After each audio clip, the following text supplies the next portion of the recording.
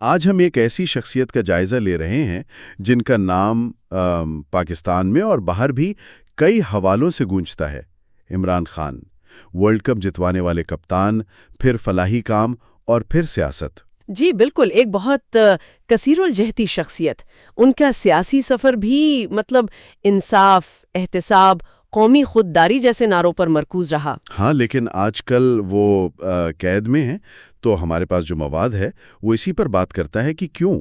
جی، یہ ذرائع اسی سوال کا جائزہ لیتے ہیں کہ ان کی قید کی اصل وجوہات کیا ہیں۔ کیا یہ صرف قانونی معاملہ ہے یا جیسا یہ ذرائع کہتے ہیں اس میں سیاسی محرکات زیادہ ہیں؟ اور یہ بات اہم ہے کہ یہ ذرائع ایک خاص زاویہ نظر پیش کرتے ہیں۔ بالکل، یہ ان ذرائع کی اپنی تشریح ہے۔ تو آئیے دیکھتے ہیں کہ وہ کیا تفصیلات بتاتے ہیں۔ اچھا، تو شروع کرتے ہیں ان کے پس منظر سے۔ 1992 ورلڈ کپ تو سب کو یاد ہے۔ جی ہاں، وہ تو ایک تاریخی لمحہ تھا۔ اور پھر شوکت خانم کینسر اسپتال، اس نے بھی ان کی پہچان بنائی۔ صحیح۔ اور پھر سیاست میں آئے، پی ٹی آئی کی بنیاد رکھی۔ جی، اور منشور وہی تھا، انصاف، احتساب اور قومی خود مختاری۔ تو پھر قید کی بات، یہ ذرائع کیا کہتے ہیں؟ قانونی بنیادیں کیا ہیں ان کے مطابق؟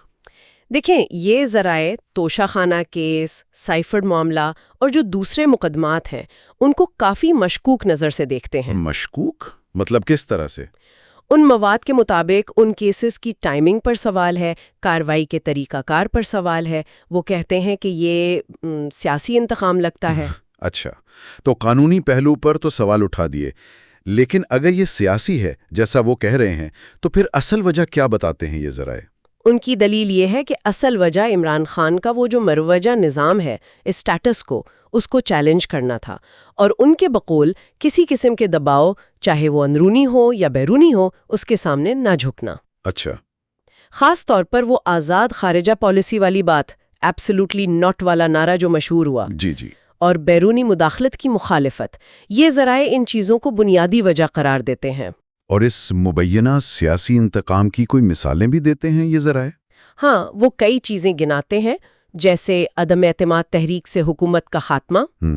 پھر ان پر وہ کہتے ہیں 150 سے زیادہ FIRs درج ہوئیں، میڈیا پر ایک طرح کی پابندی یا بلیک آؤٹ جسے کہا گیا۔ یعنی یہ ذرائع سمجھتے ہیں کہ یہ سب کچھ ایک دوسرے سے جڑا ہوا تھا، ایک حکمت عملی تھی۔ جی ہاں، ان کا نقطۂ نظر یہی ہے کہ سب اقدامات بقول ان کے عوام کے حق میں بولنے، قومی وقار کی بات کرنے کی سزا تھی۔ وہ زور دیتے ہیں کہ جب ملکی مفاد پر بیرونی دباؤ قبول نہیں کیا تو یہ صورتحال بنی۔ ان تمام الزامات اور مشکلات کے باوجود عوامی رد عمل پر کیا کہتے ہیں ذرائع؟ کیا حمایت کم ہوئی؟ نہیں، ان کا دعویٰ تو الٹ ہے۔ وہ کہتے ہیں قید اور مشکلات کے باوجود عمران خان کی عوامی حمایت کم نہیں ہوئی، بلکہ ان کے مطابق بڑھی ہے۔ اچھا۔ جی، اور وہ دلیل کے طور پر حالیہ انتخابات میں PTI سے منسوب امیدواروں کی کارکردگی پیش کرتے ہیں۔ کہتے ہیں کہ اتنی رکاوٹوں کے باوجود جو نتائج آئے وہ عوامی حمایت کا ثبوت ہے۔ یعنی وہ انتخابی نتائج کو اپنی بات کی دلیل بنا رہے ہیں؟ جی، بنیادی طور پر انتخابی نتائج اور عوامی رد عمل جیسے جلسوں میں شرکت وغیرہ، اسی کو وہ اپنی دلیل کی بنیاد بناتے ہیں۔ کہتے ہیں کہ سخت حالات میں بھی لوگوں کا نکلنا حمایت ظاہر کرتا ہے۔ تو اس ساری صورتحال میں یہ ذرائع آگے کے لیے کیا تجویز کرتے ہیں؟ کوئی لائحہ عمل؟ پیغام تو واضح ہے ان کا، آواز بلند رکھیں، جسے وہ سچائی کہتے ہیں اسے پھیلائیں، اور جمہوری اقدار آئین کی بالادستی کے لیے پرامن جدوجہد کریں۔ اور ایک اہم بات یہ کہ وہ عمران خان کو صرف ایک شخص نہیں سمجھتے، وہ کہتے ہیں یہ ایک سوچ ہے، ایک نظریہ ہے، ایک بہتر اور خود مختار پاکستان کا ویژن ہے۔ تو خلاصہ یہ ہوا کہ یہ جو ذرائع ہیں یہ عمران خان کی قید کو قانونی سے زیادہ سیاسی انتقام کے طور پر دیکھتے ہیں۔ جی، وجہ ان کا آزاد موقف اور اسٹیٹس کو چیلنج کرنا بتاتے ہیں، اور ان کے خیال میں عوامی حمایت ان کے بیانیے کو تقویت دیتی ہے، مستقبل کے ویژن سے جڑا ہے۔